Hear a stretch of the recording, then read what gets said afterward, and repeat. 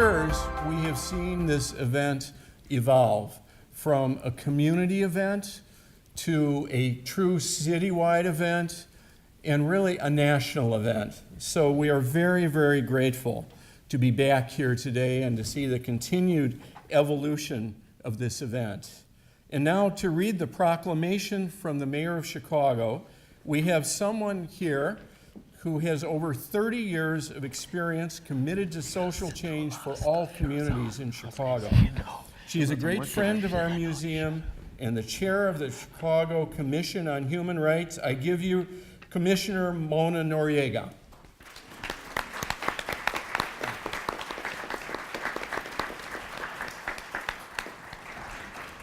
Good afternoon. It's an honor to be here today to help remember this tragic part of our history and to remind the world so that we don't repeat this part of history. On behalf of the mayor, I'd like to read to you the proclamation. And I begin with, whereas on February 19, 1942, Franklin D. Roosevelt signed and issued Executive Order 9066, resulting in the forced removal and incarceration of over 120,000 Japanese people on the West Coast. And whereas during World War II, the Federal Bureau of Investigation and Naval Intelligence reported that the Japanese community posed no internal danger to the United States and no charge of wrongdoing was ever filed against any Japanese Americans. And whereas Japanese Americans bravely volunteered to serve in the 100th Infantry Battalion, the 442nd Regional Combat Team, and the Military Intelligence Service during World War II, and whereas on August 10, 1988, President Ronald Reagan signed the Civil Liberties Act of 1988 into law, finding that Executive Order 9066 was not justified by national security, and the incarceration constituted grave injustice to Japanese Americans. And whereas today we hold the annual Day of Remembrance commemorated by families and individuals of all backgrounds across the United States to recognize this moment in our history and inspire a more just and united future. And whereas the city of Chicago has a rich and vibrant Japanese American community that has brought enrichment to the city through their cultural and history. Whereas the 2018 Day of Remembrance commemorated on February 18, 2018 marks the 76th anniversary of the issuance of the Executive Order 9066, an event that changed the course of American culture and history. Now, therefore, I, Rahm Emanuel, Mayor of the City of Chicago, do hereby proclaim February 18, 2018 to be Day of Remembrance in Chicago and urge all Chicagoans to stand together in acknowledging both the hardships and courage and the resolve of the Japanese American community during this turbulent time in our nation's history. Signed, Mayor Rahm Emanuel. Thank you.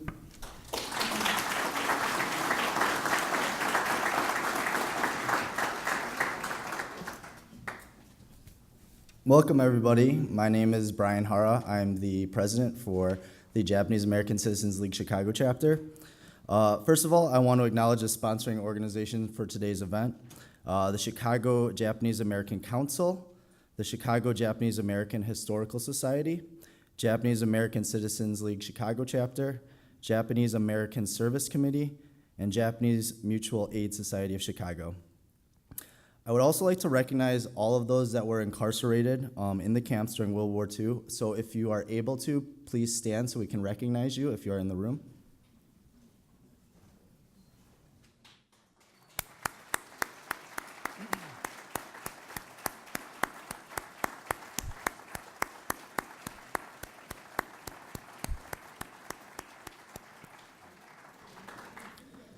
We commemorate today as a day of remembrance, a day to remember the over 120,000 Japanese Americans unjustly incarcerated in the camps during World War II. The program you are about to see is to educate ourselves of the grim potential of a government and people driven by prejudice, xenophobia, and racism. These negative motivations allow for ourselves and our country to be divided. Today reminds us that our family stories and personal stories will never die. They carry the legacy of how we can improve as humanity and pass on the lessons learned to our children and grandchildren. This is the importance of today, but it doesn't stop here. We must not forget the violation of civil and human rights. We must speak up for ourselves and for those that are oppressed and marginalized. We must move forward in solidarity to fight for justice and equity. In these divisive times clouded by fear and hate, we must educate those even that have different views from ourselves. Our actions must be driven by hope, love, and compassion. The program today will include the posting of the colors, a reading of the civilian exclusion order, a keynote address from Dale Manami, interviews with Dale Manami and Azam Nizamuddin, and a performance by Hoetsu Taiku. Thank you all again for being here, and now I would like to introduce the Chicago Nisei Post number 1183 color guard for the posting of the colors. I would like to ask everyone to please stand if you are able to.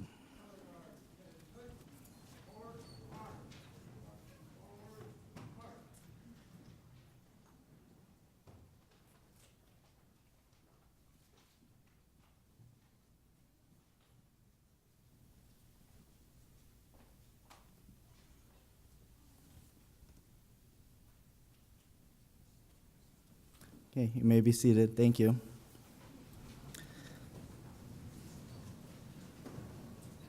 Next, I would like to introduce Samir Ozaki, a student from Niles West High School, for the reading of the civilian exclusion order.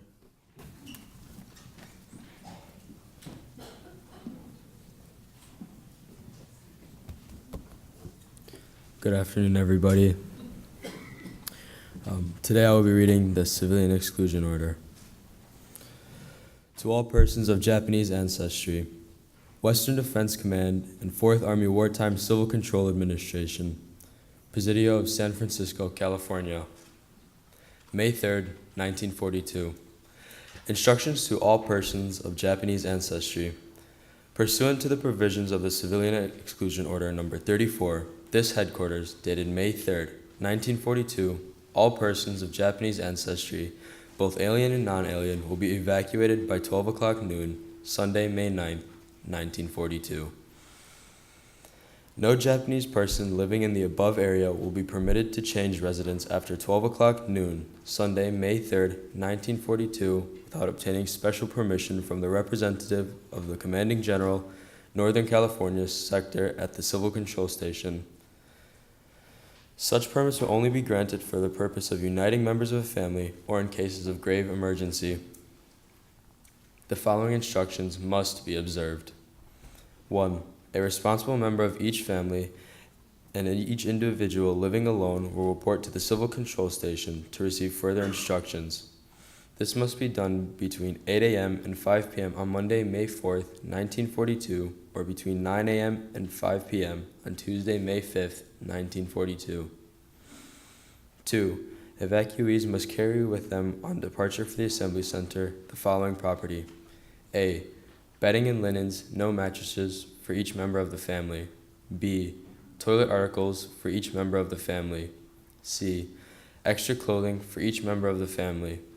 D. Sufficient knives, forks, spoons, plates, bowls, and cups for each member of the family. E. Essential personal effects for each member of the family. All items carried will be securely packaged, tied, and plainly marked with the name of the owner and numbered in accordance with instructions obtained at the Civil Control Station. The size and number of the packages is limited to that which can be carried by the individual or the family group. No pets of any kind will be permitted. 4. No personal items and no household goods will be shipped to the Assembly Center. 5. The United States government, through its agencies, will provide for the storage at the sole risk of the owner of more substantial household items, such as iceboxes, washing machines, pianos, and other heavy furniture.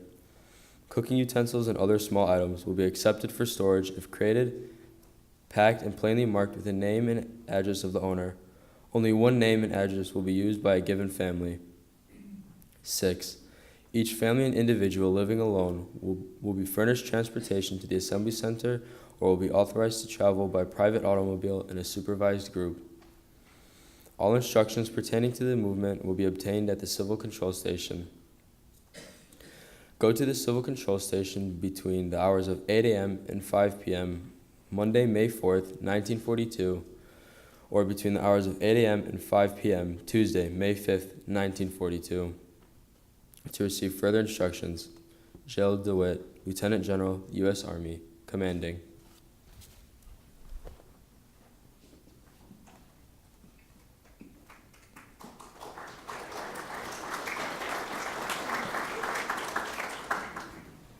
Thank you very much. We've all heard this read before, but I think it's so moving every time you hear it. We need to have a moment of silence and just recover from hearing it. So why don't we just do that for a moment?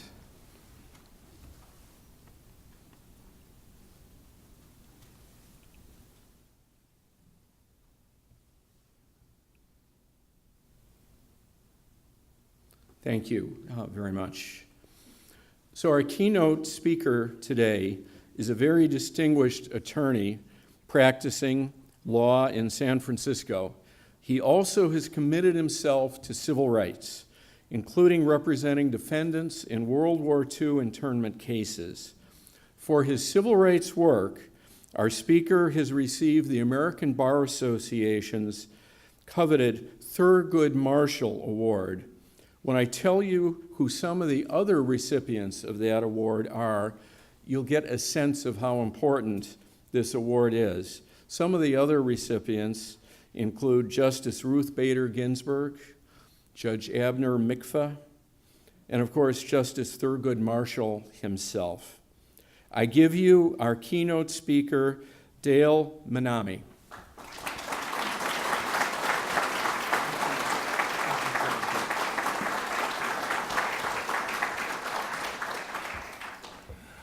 Good afternoon, folks. I'm thrilled to be here in Chicago, this beautiful city. And as I drove from the airport, and Larry drove me from the airport, it was snowing. And it was exciting to me because it was a reminder of how wimpy we are in California when the weather gets below 50 degrees. So I want to thank the Chicago History Museum for hosting this venue. Thank all the Japanese American groups. Thank all of you who came out here today to commemorate this Day of Remembrance.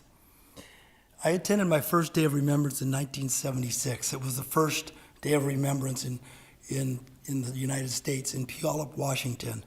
And since that date, I've seen it multiply in cities across the country to commemorate tomorrow, February 19th, the issuance of Executive Order 9066, which essentially sent Japanese Americans to imprisonment for many, many years. We all know the facts, I think most of us here, the exile and imprisonment of 120,000 Americans of Japanese ancestry, 2/3 of whom were American citizens. They included the elderly, the infirm, children. My family, my whole family, including my then one-year-old brother, was sent to first Santa Anita to live in horse stalls, and then to Aurora, Arkansas, to live in the dismal swamplands. Japanese Americans were sent to 10 incarceration camps around the country in the most desolate, uninhabitable areas of the country. And their sentence was for indefinite confinement. Their crime was racial ancestry. You remember, perhaps, those horse stalls. You remember the barracks where two families had to live in one tiny barrack just separated by sheets. It was too hot. It was too cold.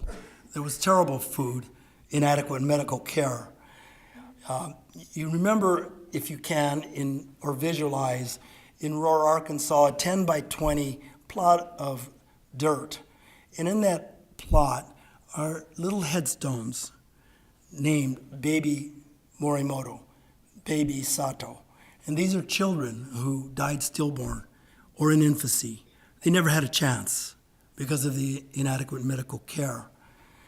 But the damage, besides death, was not just in property or physical objects. Although folks lost their homes, they lost their business, they had to give up their pets, family pets discarded like trash because they had to go leave and were not allowed to take them with them. The damage was much greater than that. It was the toll of broken, lost careers, broken homes, lost dreams, the loss of dignity, the abject humiliation. Because if you remember, you were branded as traitors to a country that you loved. We know now that the justifications of imprisonment, the thought that Japanese Americans were a danger to the West Coast, to the national security, were absolute falsehoods. They were fabrications by the government. And the government attorneys knew this, but decided, in effect, to suppress and alter the evidence. So the Supreme Court never heard these in their landmark cases of Korematsu, Hirabayashi, and Yasui. And I tell you this not to dredge up old memories that just beg to be forgotten. I tell you this because all of America should never forget what happened to Japanese Americans. Remember that all branches of the government failed the Japanese Americans in 1942. The president issued Order 9066. The Congress passed laws that supported the president, and the Supreme Court meekly abdicated its responsibility to judge the actions of the president and simply gave up and gave that president complete power to do what he wanted. And the result of that, of course, was a civil rights disaster. 3 men, if you remember, stood up to challenge the military orders, and 1 woman, Fred Korematsu, Gordon Hirabayashi, and Minoru Yasui. Mitsui Endo was the 1 woman, but she challenged another part of the detention program. And the challenges that they made, that it was discrimination to imprison an entire race of people without due process, without the notice of a hearing, without the right to a trial, without the right to attorneys, was unconstitutional. That was the claim they made in 1943 and 1944. But the Supreme Court, when it got these cases, was faced with a dilemma. The dilemma was simple. There was simply no evidence to condemn Japanese Americans to camps or the prisons. There were no expert witnesses or witnesses at all at their trials to testify that the Japanese Americans were dangerous. There was no evidence of any Japanese American ever arrested for espionage or sabotage. So the court had nothing except the fabrication of a government argument. And the government argument was, looking back today, preposterous. And it's very racist, that the ethnic characteristics of Japanese people predisposed them to disloyalty. Now, of course, that was not applied to Germans or Italians, but that was partly because of the history of anti-Asian sentiment in the West Coast and the thought that Japanese were inscrutable, so we could never understand what they are. Their loyalties lie. And so without any analysis at all, the court accepted the military claim that Japanese Americans were predisposed to espionage and sabotage, and that their ethnic characteristics was a determining factor in allowing this mass banishment of an entire race of people. And without any inquiry, the court endorsed these comments that we now find are contradicted by the evidence, that there was just simply not enough time to separate the loyal from the disloyal among the Japanese community. So those fabrications were adopted by the Supreme Court, and in perhaps the most significant holding that the Supreme Court made, it refused to analyze any of the evidence. It gave complete deference to the president. It abdicated its role as an independent examination of the evidence and simply gave up its power to, in the checks and balances system, to a president. And in so doing, it endorsed and it accepted a massive racial profiling of Japanese Americans and upheld one of the most criticized and terrible decisions in the jurisprudence of this country. Those decisions were widely discredited from the day that they were made, but it was not until 1982 that new evidence was discovered, which proved that all of those allegations made by the government to the Supreme Court were absolute falsehoods. They were lies. And that even more importantly, or as importantly, the lawyers who made those arguments knew they were lies, and they continued to tell the Supreme Court those falsehoods in order to justify the incarceration at all costs. If you look at the evidence, first there were reports, official government reports. This was mentioned by Mayor Emanuel's proclamation, that investigated Japanese Americans and concluded that they were not en masse disloyal, that no mass banishment needed to occur, that Japanese Americans could have been distinguished by individual loyalty hearings. The official reports also stated that there was no need to take an entire race of people to prison without those hearings. And in fact, the Federal Bureau of Investigation, led by J. Edgar Hoover, who of course is no friend to civil rights, told the government, you don't have to take all the Japanese away. We have files on everyone. You probably had files on everyone in the country. And we know who the bad ones are. There are about 2,000 of them. We got files. We could just pick them up.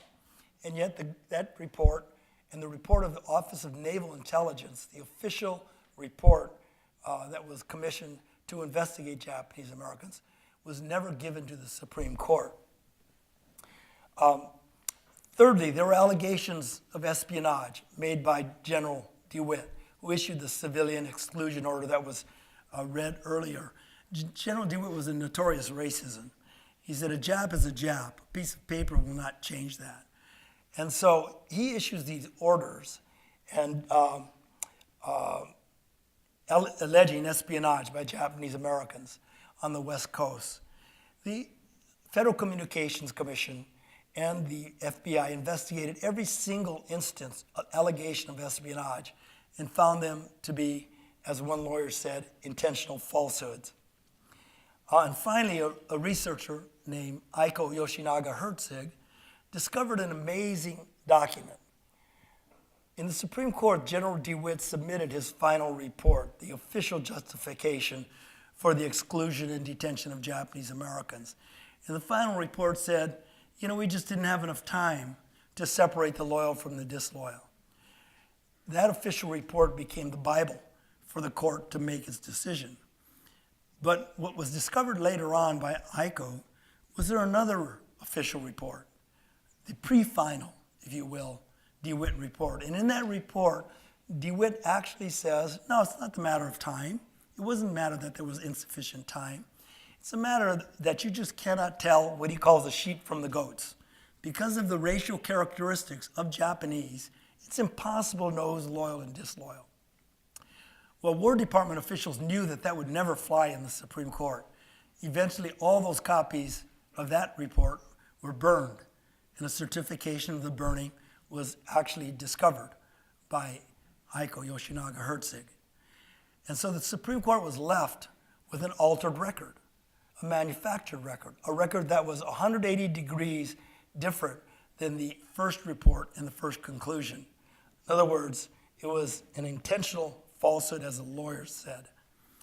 And as I said earlier, some of the most significant documents were memos from the U.S. Attorney's Office, the people who were prosecuting the Korematsu and Hirabayashi cases.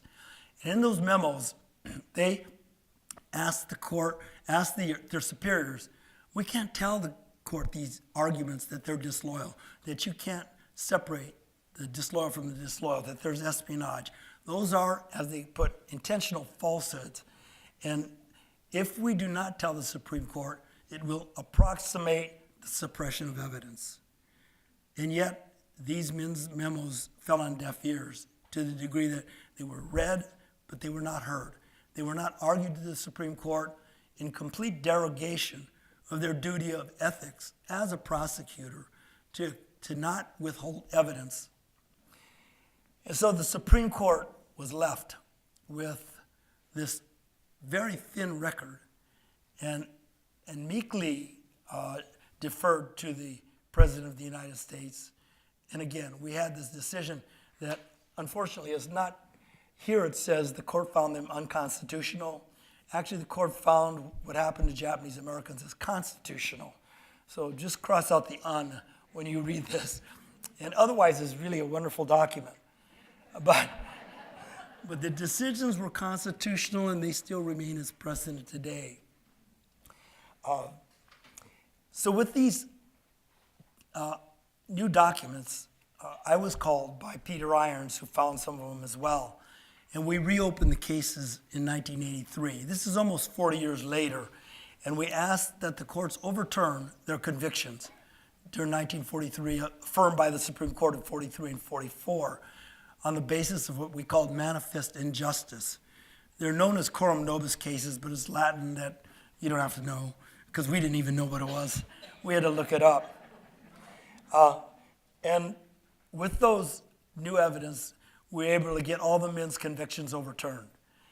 And in Fred Korematsu's case, I was lead counsel for Fred Korematsu, coordinating counsel for the other gentleman. The court issued a ruling, a decision, a conclusion that was both prophetic and wise. She said, or she wrote, Korematsu stands as a caution that in times of distress, the shield of national security, military necessity and national security must not be used to protect governmental action from close scrutiny or accountability. It stands as a caution that in times of international hostility and antagonisms, our institutions, political, legislative, executive, and judicial, must be prepared to exercise their authority to protect all citizens from the petty fears and prejudices that are so easily aroused. That was in 1983. She wrote that. And of course, we're seeing history repeating itself. The cases we brought were right in the middle of the redress campaign. And most of you know what that was. It was an effort by Japanese Americans, led by Japanese Americans, but enlisting people of all colors to extract an apology and $20,000 from the United States government. It grew from the dreams of a few people, and it blossomed into a movement, a crusade, a mission. But we also must remember that it was inspired by African Americans, by Latinx, Native Americans, who blazed the civil rights path for Japanese Americans and all Asian Americans and all people of color to walk on in their journey to obtain equal justice and equal dignity. And for that, we owe a debt to them, and it's something we need to remember on this day as well. Redress then became a historic and heroic quest for redemption of this country, a reclamation of our political birthright, a chance for us to become 100% American again. And it was not just a Japanese American issue.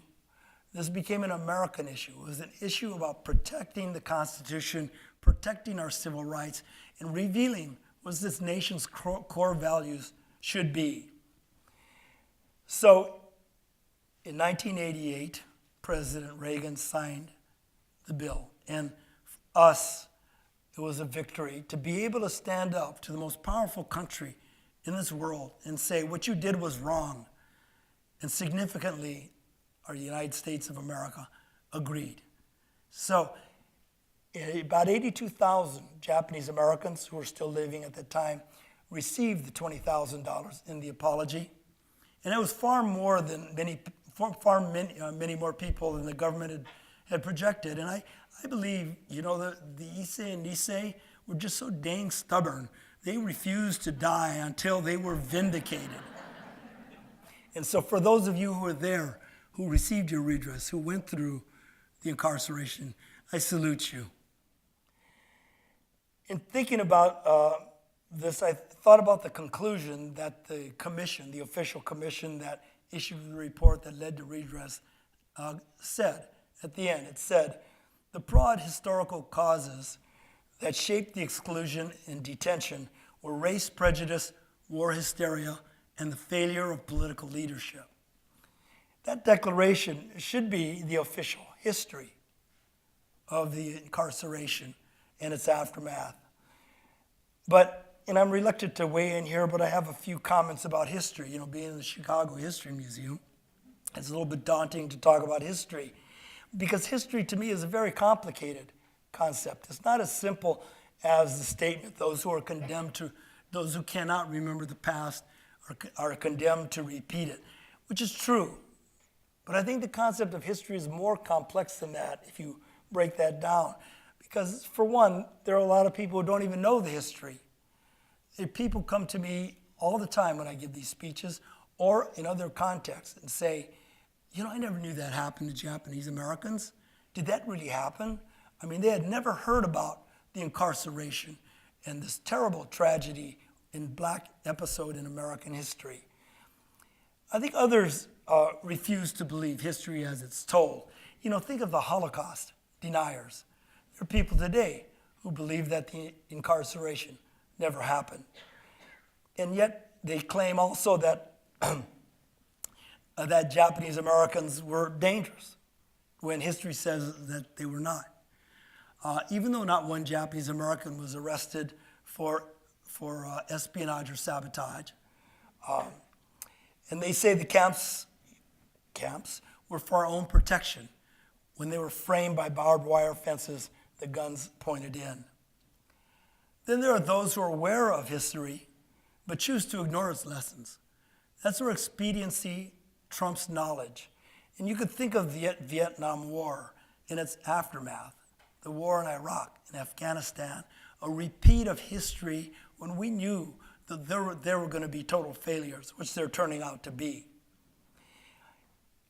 There are those also who don't make the connection between history and the present.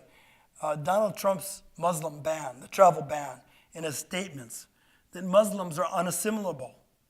That's an echo of history, an echo of General John L. DeWitt, who said a Jap is a Jap. That race is unassimilable.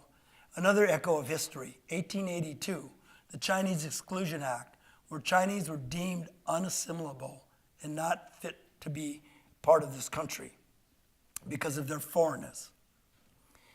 In history, it's also not static. It changes, and it could get confusing. I mean, think of avocados. Once thought of as wonderful food, then nutritionists said there's high fat content. It's not good for your heart. And of course, many years later, nutritionists said, oh, we're wrong. It's good fat. So, yay. Guiltless guacamole. Perhaps as significantly, people understand history, but they don't understand the effects it have on human beings, on real people. They discount the importance of the impact. And to me, that's a matter of empathy. So the prisons, they'll say, or the camps, they'll call it, were bad for Japanese Americans. But you know, it was wartime. It was bad for everyone. Everybody suffers. And you know, they got free food and free lodging. So they don't understand the humiliation, the real suffering that Japanese American endured because they lack emotional attachment to what happened to Japanese Americans. And they'll revert by default to their own experience and knowledge. And that may not include feeling the sting of racism, feeling the deprivation of families having to go to camps when there are babies, children, 1-year-old. I met a woman here today who was born the day before Pearl Harbor, and she still was put in Horstal, then put into camps or the prisons. So it's a lack of empathy, and it's hard to teach that. But I think you need to teach any of these Day of Remembrances or history in new ways. You've got to have fresh eyes. You can't have the same monotonous refrain of, oh, we suffered so much. Because at one time it becomes too redundant and it becomes too boring for people to accept and apprehend Because if you tell it the same old story and sing the same old song, at some point it becomes monotonous. And you need to engage their emotions some way. The other day I was thinking about Anne Frank. You know, everybody knows the young Jewish woman who was hiding in an attic in Amsterdam to avoid persecution by the Nazis.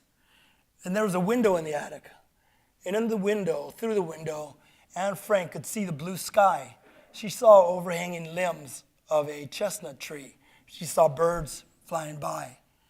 And for her, it was a symbol, a solace for her in that cramped quarters, that one day she might be freed and be able to experience what she could see outside.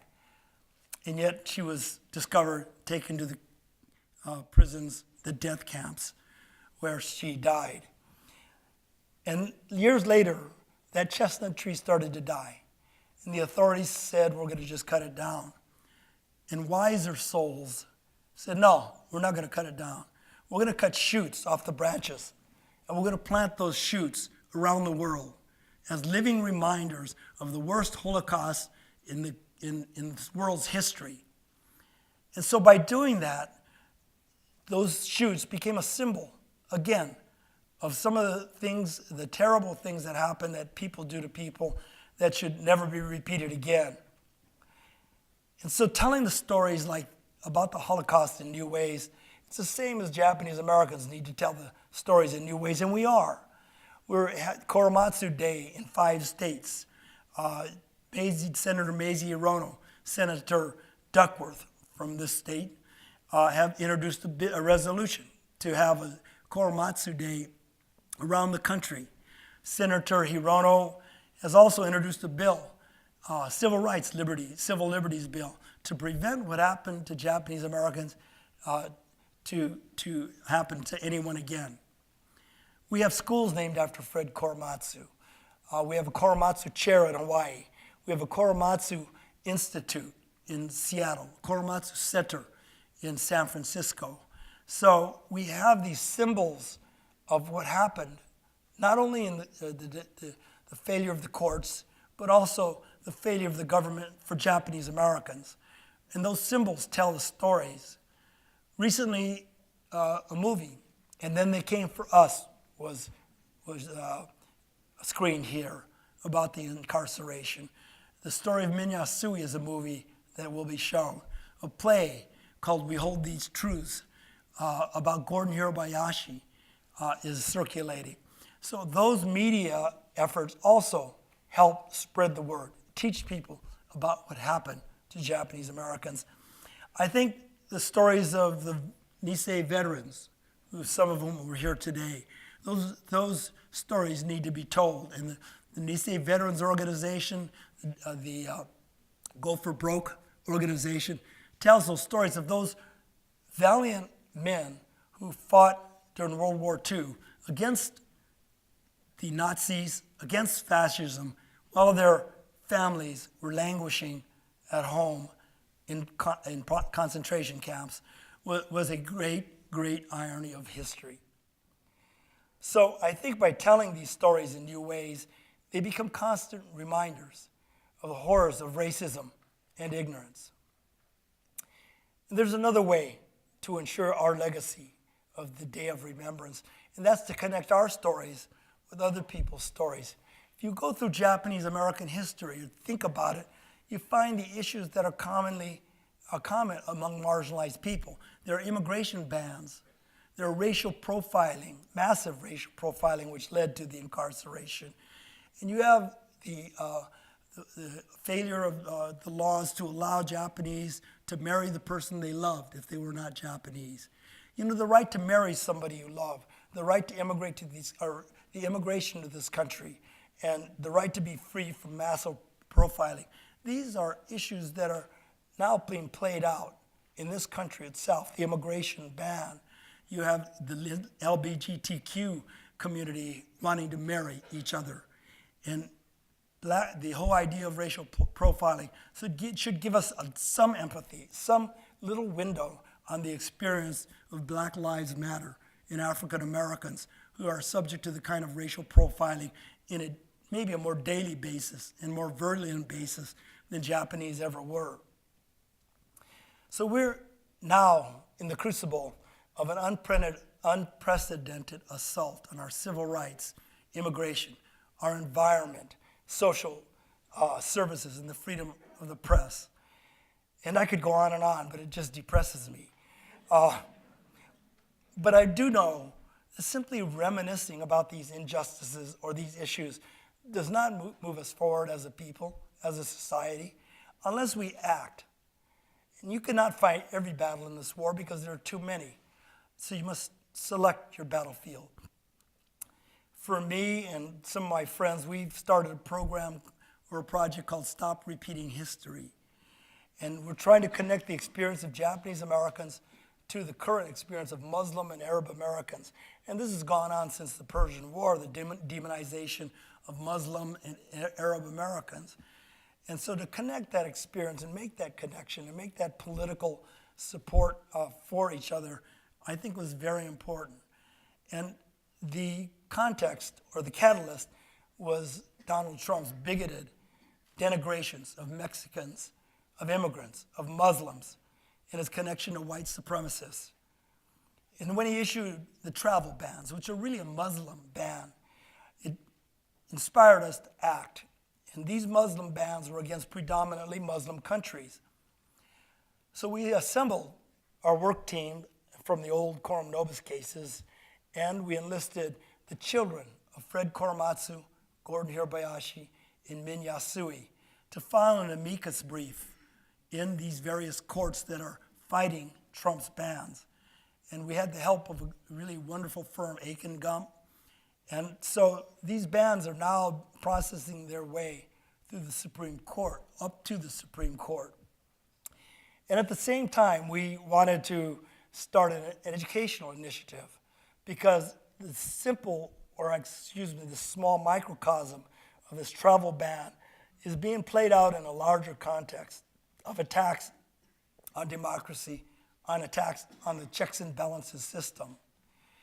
So, for example, the parallels between the arguments made by the administration today and made in the Korematsu, Hirabayashi, and Yusui cases are eerily reminiscent of what happened in years past. Trump is arguing that the courts don't have the power to review his decision, his executive orders and proclamations. It's exactly what the government argued in Korematsu. And of course, the Supreme Court deferred to the president in those days. Trump is also arguing we don't have to give up the information, the documents that are the factual foundation for our decision to issue a Muslim ban. We can keep those documents secret. So essentially he's saying to the courts, trust us. It's the same thing happened in Korematsu, Hirabayashi, and Yasui, when the government deliberately suppressed evidence, did not give any documentation to the Supreme Court, because if it had then, we would have known that what the government was arguing in the Supreme Court were outright fabrications. Interestingly enough, the courts have become, at the lower levels, not the Supreme Court, have been very strong. All of them have so far blocked or partially blocked these bans, from the district court in Hawaii to the district court in Virginia to the Ninth Circuit in the western states and the Fourth Circuit. Recently, on Thursday, issued a decision. And it was interesting because it was uncompromising. This decision, Chief Judge Roger Gregory wrote, "When we compromise our values as to some, we shake the foundation to us all." And that the orders were unconstitutionally tainted with animus toward Islam. So while Korematsu argued race discrimination, other advocates are arguing against religious discrimination. In invoking history, Judge Gregory wrote, or concluded, the statutory question is this: whether the president has the congressionally delegated authority to enact modern-day analogs of the repealed Chinese Exclusion Act or nationally based quota system. In light of legislative and executive practice spanning centuries, I conclude that he does not. So these cases will go to the Supreme Court, and we are so worried that the Supreme Court will once again repeat history and defer to the president and fail to demand the kind of examination or conduct the examination or analysis that it failed to do so in the original wartime cases, which led to one of the worst decisions in this country's history. So I think the lessons that we've gleaned from history are many. We know that the Constitution is fragile, that there will always be a tension between national security and civil rights. We know that our institutions cannot alone protect us. Because in 1942, all branches of government in the United States chose racial bigotry over civil rights. We know that our civil rights are not self-executing. They are not gifts, they are challenges. And so we should remember also the strength of political power and the power of alliances. Because in 1942, Japanese Americans stood alone. We had no allies, and we experienced a terrible civil rights tragedy. But in 1988, in that glorious movement toward redress, Japanese Americans enlisted the help and support of all peoples, of all different colors, a rainbow coalition, and we won a magnificent victory in the passage of redress. We need to understand that dissent is not the enemy of patriotism. Fred, Gordon, and Min, thank you.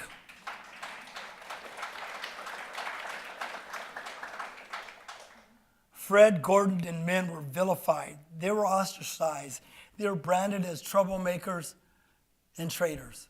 Today, they're considered history. It is our political birthright to dissent. It is our historical legacy.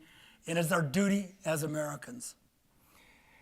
I think, finally, it's a great irony of history that in 1942, Japanese Americans were called essentially traitors. They were imprisoned in the darkness, but emerged into the sunlight of redress, and they gained redemption. They gained a voice and emerged with a legacy. And that legacy is not the $20,000. It's not the apology. It's a voice of moral authority to stand up against violations of the Constitution, to stand up for yourselves, to stand up for others, to create a world and a country where justice reigns, where there is equal protection, where there is equal dignity. And we could speak, like I said, with a Japanese moral authority. And we are in a unique position to say today that we will stand with our Muslim and Arab American brothers and sisters. We will speak out against discrimination and hate crimes, and that we will work to ensure that justice is done for all people in this country, and we will stop repeating history. So thank you very much.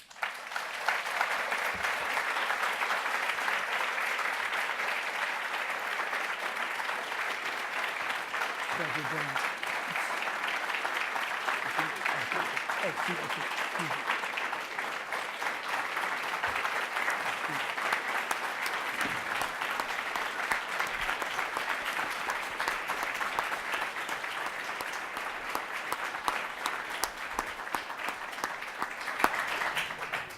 Thank you. Thank you so much, Dale Manami. So much to think about, so much to reflect about, so much to do. We're now turning, though, to an opportunity to continue our conversation here with Dale, and also to add another voice. So if you could come out. I not only will have the privilege of interviewing Dale, but also Azam Nizamuddin. Azam is an attorney and also a scholar and an activist who lives here in Chicago. He's president of the Muslim Bar Association, and he's a true leader in the field of interfaith relations here in Chicago area. So thank you for joining us, Azam. Thank you.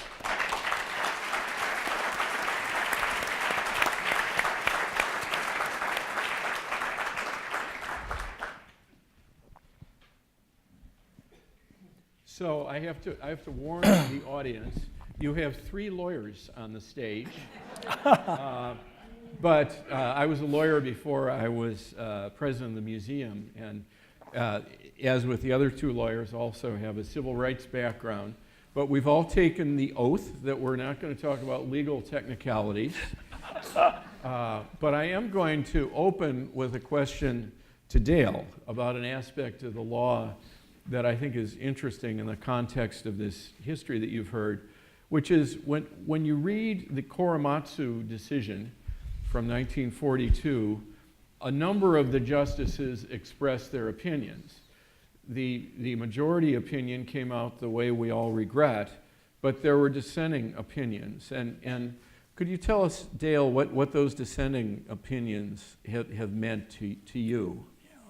Yeah, first let me apologize for my voice. I forgot to mention I had a little impairment here, which of course for many of my friends and family was a blessing. But so I'm just doing the best I can. It's an interesting question because if you trace the history of those, there are 3 cases, Hirabayashi, Yasui, and then Korematsu. And Hirabayashi was an 8-0 decision against him. All 8 were appointed by President Roosevelt, the person they were challenging. When it got to Korematsu, though, the breakdown was 6 for majority, 3 dissenting justices. And they wrote powerful, powerful dissents.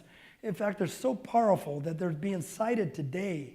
The decision itself is not being cited by courts, but the dissents. And one of them was Justice Murphy, who said flat out, I dissent from this legalization of racism, that what we're doing takes us into the ugly abyss of racism.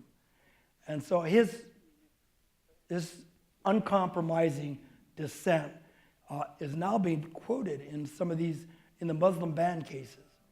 The other justice was Justice Jackson, and he wrote an off-quoted statement saying, you know, once you set a precedent of racial discrimination, legalizing racial discrimination, it lies around like a loaded weapon, ready for the hand of any authority who could put forward a plausible claim of an urgent need.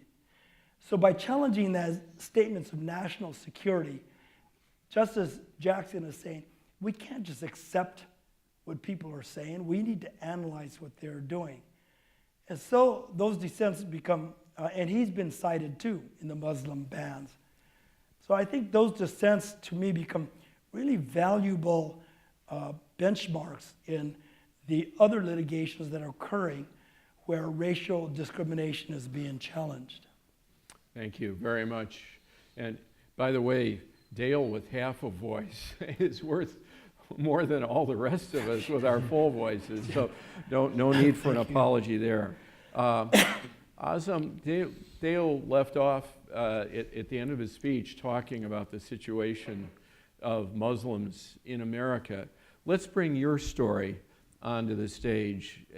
Can you tell us what your own life in the Chicago area as an American in this period of history has been? Mm-hmm. Well, yeah, thanks for that question, and thanks you all for inviting me. I think that for us as American Muslims, like any other people from different either cultural or religious backgrounds, we pretty much were anonymous for many years. I remember growing up just going to public school with all my friends, participating in band and playing on sports on the basketball team, track team, ultimately playing varsity tennis, and just kind of pretty much living a normal life. And then I think really things began to change with the first time I remember Islam being sort of part of the public discourse was the Iranian Revolution in 1979. And you begin to see the term Islam and Muslim kind of being discussed. So that was sort of one stage. But then, even then, it didn't really connect us in any way because we weren't Iranian. My family's from South Asia. And then I would say in the mid-1990s, you begin to see a bit of discussions about Islam and Muslims and various political connections. And then finally, it was really after September 11th that you begin to see Islam sort of becoming a part and parcel of national security issues and, of course, foreign policy issues.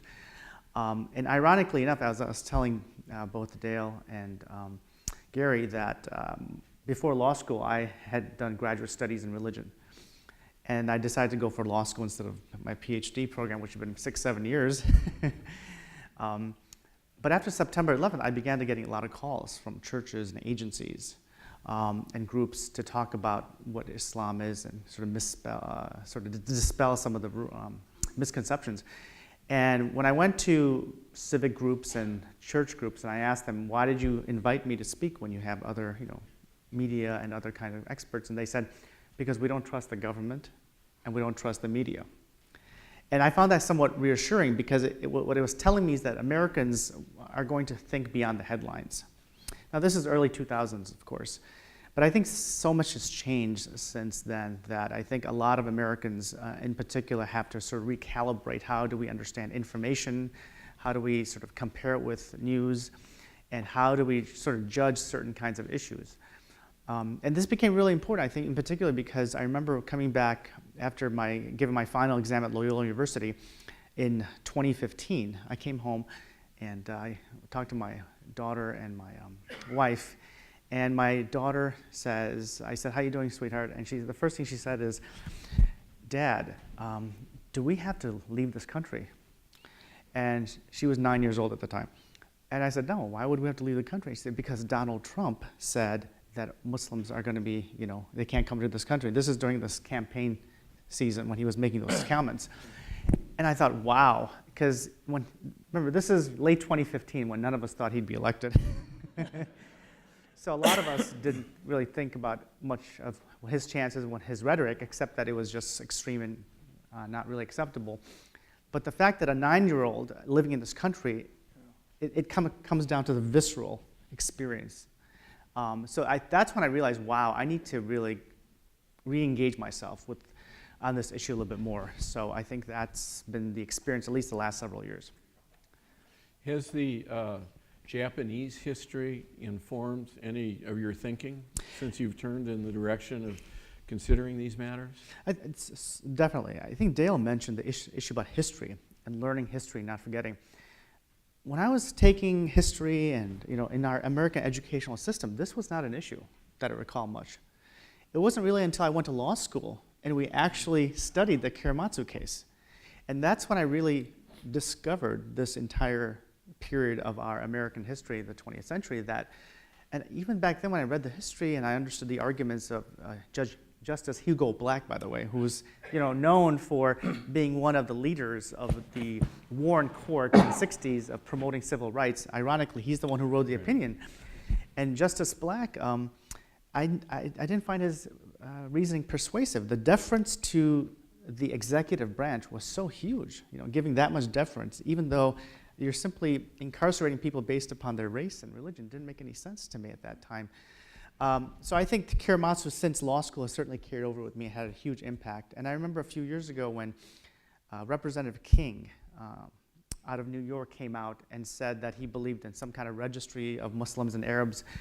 I remember the Japanese community coming out publicly against that.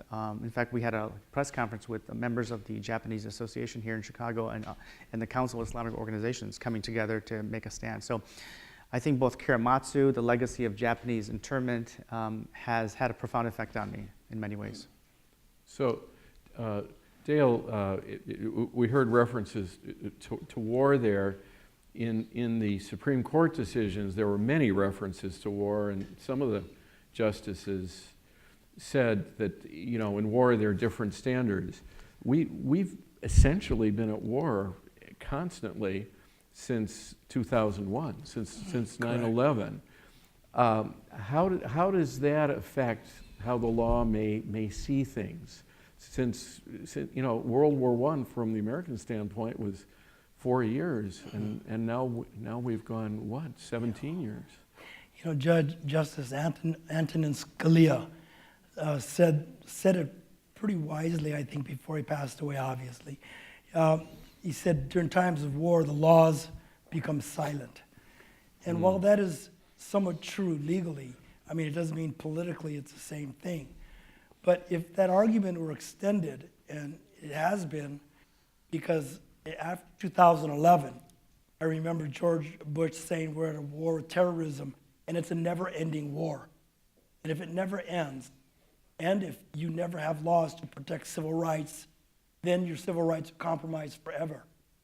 So in that sense, we need to find a balance. I understand that the security of this nation is critical and important, but I also understand from our lens of history as Japanese Americans, those professions of national security can be outright lies. And unless the courts are there to test those claims of national security, unless the courts are willing to examine what the government is saying as to why this is national security, then the checks and balances system falls out of kilter, out of whack. And that's one of the cornerstones of our democracy. So even in times of war, I think that in times of crisis or national security claims, courts still need to be able to examine critically what the rationale is. And if that is not done, we're headed to the abyss of despotism. So, Azam, at your life, your community, do you have a sense of wartime going on each and every year, each and every day? Is your life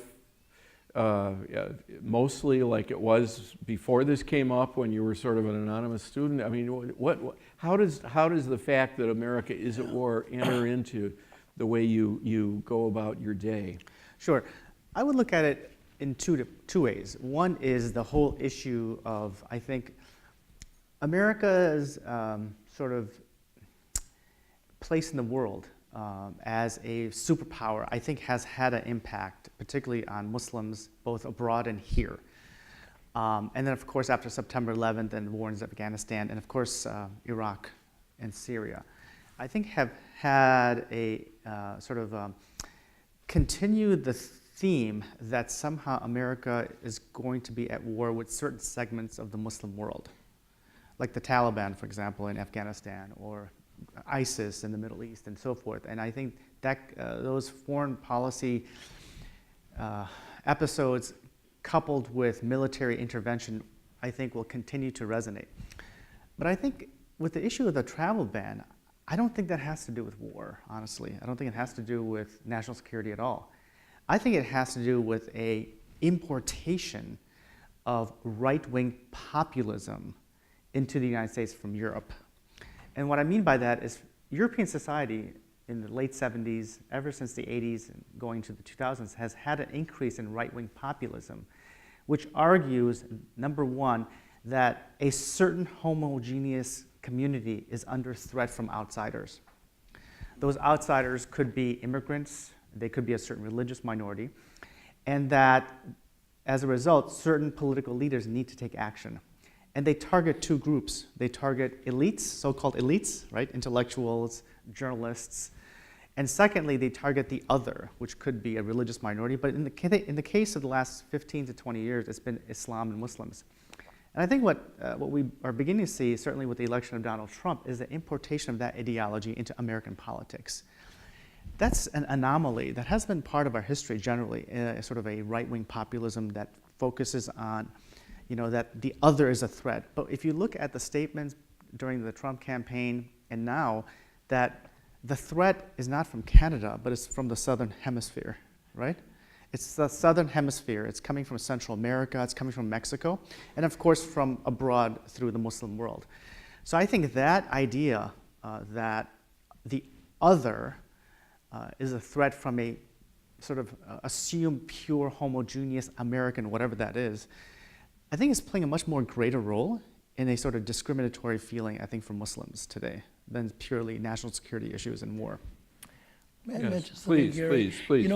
Interestingly, in the Korematsu and Yorubayashi case, they claimed national security, called military necessity, even though there was not one act of proven espionage or sabotage, or no Japanese American was arrested.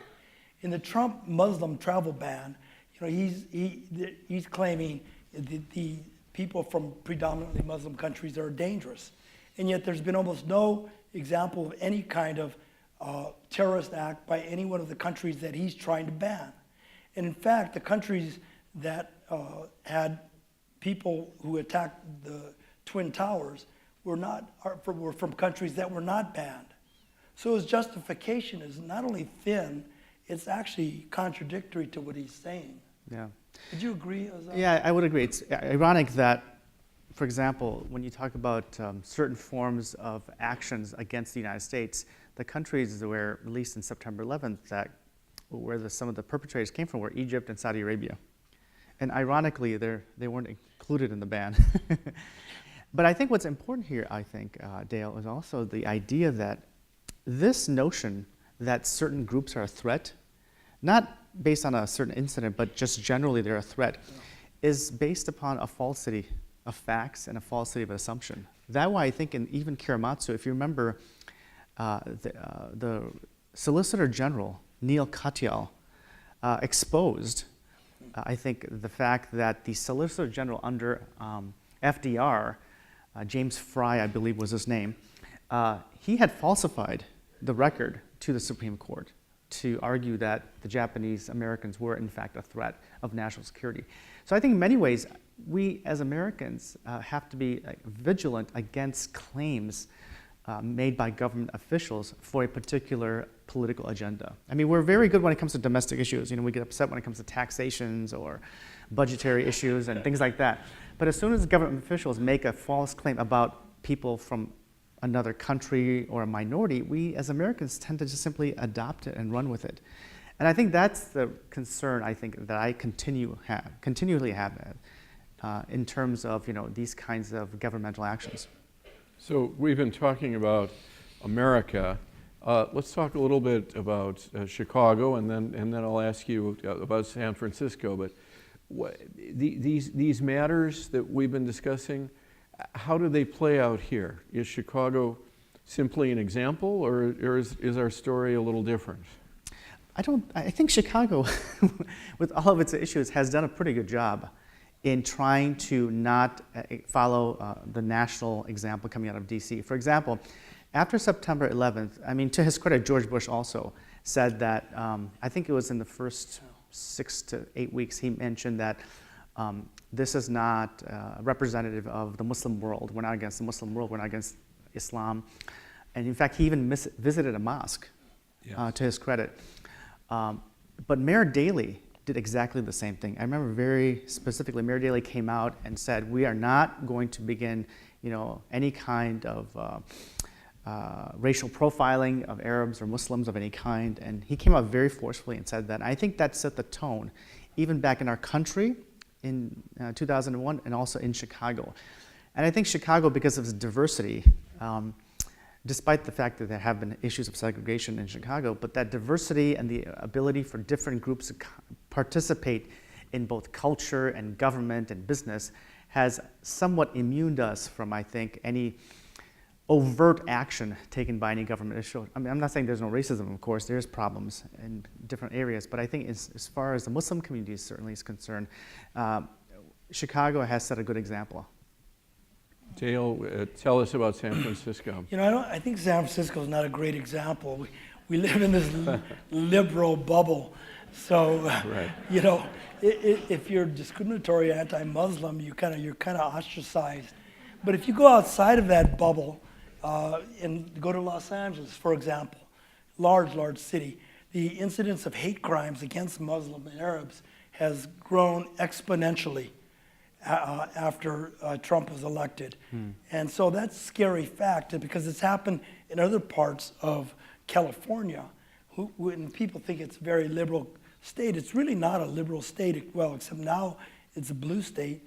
But before it's been, the home, so many of the initial racial acts against other minorities and Native Americans and Latinos for that matter. But San Francisco, I can't think of any examples where we find that type of fallout from what Trump has done or saying. So what would you want students, grade school students, high school students, to know about Muslim Americans? Mm-hmm. Well, I think one thing is that Islam has been around for 1,400 years. There's 1.5 billion Muslims in the world. And Muslims are in every country, in every culture all around. They're not just in the Middle East, Yeah. as people assume, but they're the second largest population of Muslims in a country is in India. There's close to 200 million Muslims there, Southeast Asia and South America and so forth. So I think that's important. Secondly, I think that there's a rich depthness of spirituality in Islam, which has led to it being the second largest religion in the world. If you have 1.5 billion people of European, African, Asian, South American descent following this religion, obviously there's some value there that people find spiritual sustenance in and sort of a cultural value in. So I think that's important to understand. The other, I think, important to understand is historically, Muslims and Christians and Muslims and so forth lived together by and large and got along. When the Muslims led, for example, controlled vast swaths of North Africa and Asia and so forth, Christians and Jews lived with them, under them, and they partook in leadership positions in the Ottoman Empire, for example, where they served as grand viziers and ministers of different agencies and things like that. So I think that historically there has been a much more a collaboration between different religious groups. This idea, I think, that it really is as a result of secularism in the 20th century that has removed this, all this religious conflict that occurred is not really true. I think that's ahistorical. Historically, religions got together. Religious people got together. Of course, there was the Crusades and other events historically, but I think historically, at least in my study of history, people got along fairly well. You don't find massive genocide until the 20th century or later 19th century against peoples. It's not a massive genocide is a phenomenon based upon ethnic nationalism and secularism that begins to form in the late 19th century, early 20th century. Of course, there was wars of religion and things like that, so I think that's important. And I think going back to Dale's point, learning history is really crucial. And I think we forget these kinds of things in history. We just assume that religious traditions and people of different backgrounds have been fighting each other for hundreds of years. And then when we see something happen today, oh, that's just a repeat. That's not right. That's absolutely false historically. Like Jews and Muslims, for example, got along extremely well historically. It's really until the 20th century you begin to see this conflict, but historically, Jews lived under leadership of the Muslim caliphates and others for centuries, and they were partaking. In fact, probably the most important Jewish philosopher in history, Moses Maimonides, most of his texts were written in Arabic. All his religious texts were written in Arabic. He was the physician to the Muslim caliph. And now that would not happen if you had this historical conflict going on. So I think studying history and understanding history accuracy removed from political ideologies and right-wing nationalism, I think is important. And I think we should study right-wing nationalism and populism just like we study other courses, particularly for high school students. That's really important, Gary. I think we sort of study history as this nice little thing in the back in our historical past that we just kind of forget about and not realize that it ebbs and flows. There are moments that are good, there are moments that are bad, and sometimes, as Dale mentioned, they repeat themselves in many ways. We should not be shocked when you see this kind of ethnic cleansing occurring in Africa or in Bosnia or here, because it repeats itself. Because every time we're sort of relaxed and think, oh, that was just in the 1940s what happened to the Japanese. That was just what happened to the African Americans, what happened to this group. It always rears its ugly head somewhere. And I think we have to be on guard against that, regardless who the victims are, whether they're different from us or not. And I think that's what I try to do as both a civil rights attorney and also active member of different organizations is whatever group is being targeted, I think that's important that we stand up to them. Dale, if you could go back, Dale, to America in the 30s or the 40s, I wonder if there's anything the Japanese community in America could have said similar to the tones that you just heard from Azam. What the rest of the country didn't know about the Japanese who lived as Americans among them. In terms of said or acted like? Yeah. If you look at the history of Asian Americans in this country, incarceration of Japanese Americans was not some aberration that sprung out of nowhere. When the Chinese first came in the early 1800s, first welcomed and then eventually vilified and eventually driven out of this country by immigration bans in 1882. The racism against them was virulent, and Japanese inherited that when they started coming in the 1900s. So that the river of racism flows deep in this country, and it surfaces at different times against really people of color more than anything else.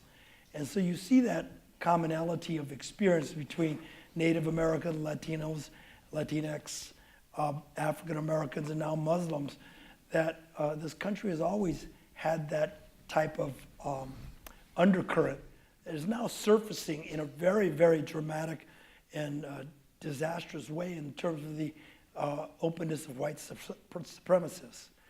So I don't think it's a matter of Japanese Americans trying to assimilate and become like the white country that was predominant. I think we need to educate and enlist more people not of color to support us and understand us. Of course, the more that we could be accessible and be accommodating, that surely happens and is a good thing. But I think it's a meeting of the minds. It's not just for us to try to assimilate. I think white people, Caucasians, people who run the country need to try to understand who the rest of the others are and join them in this enterprise called democracy.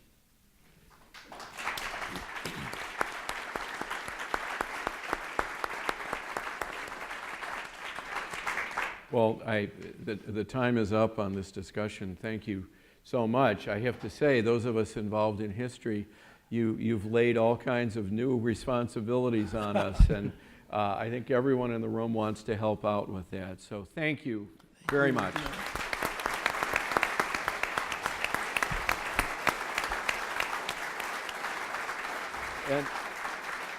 And now I would like to invite Emily Hirata to the stage for help with what comes next.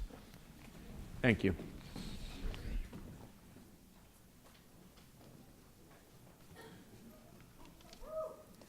Thank you.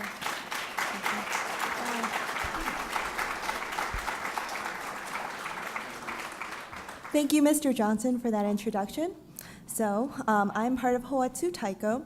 The piece that we're about to perform for you was created as a reaction to the acts of discrimination to groups of people, such as the Muslims, immigrants, DACA recipients.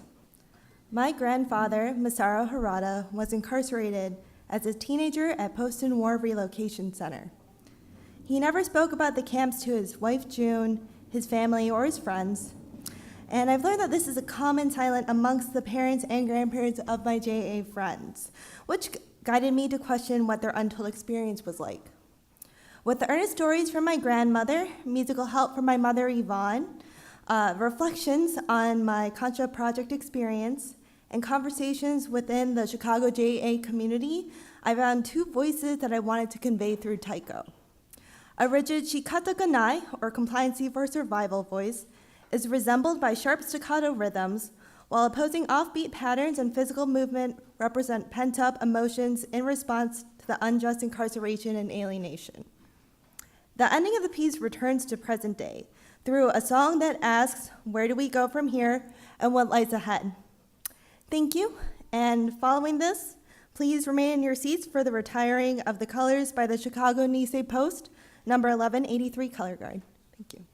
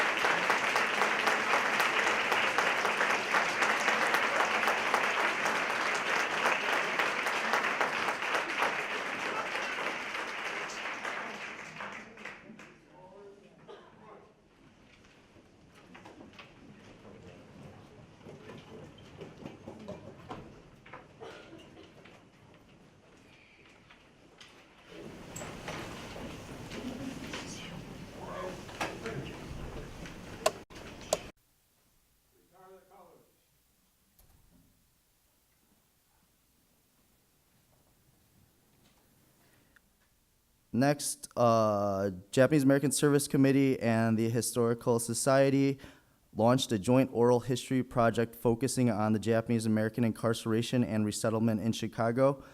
This is a continuing project from the Alphawood Then They Came From Me gallery.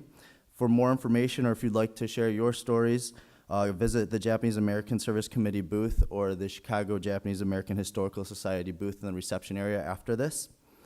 And lastly, and very important, if those of you have been paying attention, the President's current budget proposal includes the elimination of funding for the Japanese American Confinement Sites Grants Program, and that is directly all of the sites for the incarceration, the preservation of them. And the program's provided over $21 million in grants to 163 grantees to support the research, interpretation, and preservation of the campsites. So we ask that each of you, if you could, please reach out to your legislators and advocate to them to keep the funding for this program. So when you leave out these doors, we will have CONCHA members and volunteers that are passing out information for y'all to just look at it and see how you can actually reach out to your legislator. It'll be directions on how to do that to make sure that they fight to keep funding for the Japanese American confinement sites. And that's it for today. Thank you all for coming out to Day of Remembrance 2018, and the reception area will be open after this for everyone to go upstairs. Thank you very much.